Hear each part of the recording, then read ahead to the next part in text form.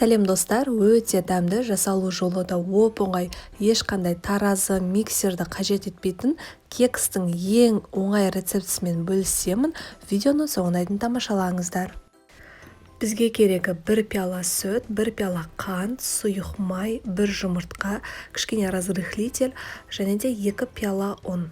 Барлығын 1 пиаламен өлшеп алдым, және де арасына осындай вареная сгущенка қоссаңыздар болады. Алдымен жұмыртқамызды ыдысымызға салып, үстіне 1 пиала қантымызды салып, жақсылап араластырамыз. Одан соң үстіне сұйық майымызды және де сүтімізді қосып, тағы да араластырамыз. Барлығын осылай бір көлемді пиаламен өлшеп салыңыздар, сол кезде ингредиенттері дұрыс қосылады. Одан соң үстіне 2 пиала ұнымызды қосамыз. Оның үстіне разрыхлитель қосамыз, 1 шай қасық. 1 массаға жеткенше жақсылап араластырамыз.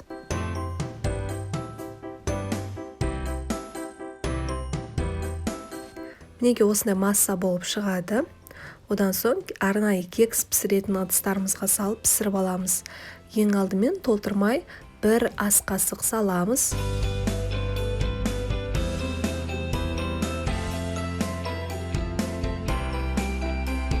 Оның ішіне 1 шай қасық вареная сгущенкамызды салып шығамыз.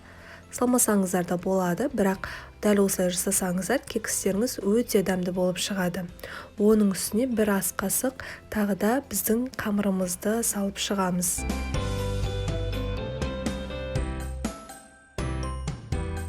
Пештеріңізді осы орайда қыздырып қойыңыздар. Міндетті түрде қызып тұрған пеште пісіріп аламыз. Қызып тұрған пеште 160-170 градуста 20-25 минуттай беті сарайғанша пісіріп аламыз. Мінеке уақыт өтті, маған 25 минут уақыт жеткілікті болды. Одан кейін қалаларынша осылай сахарная пудрамен сәндеп шықсаңыздар болады. Мінеке достар, өте оңай, ауызда еритін кекстарымыз дайын болды. Міндетті түрде жасап көріңіздер, өте дәмді болып шығады. Сіздермен бірге болған Арайдың асханасы каналыма тіркеліп, лайк басуды ұмытпаңыздар. Келесі видео рецепті кездескенше.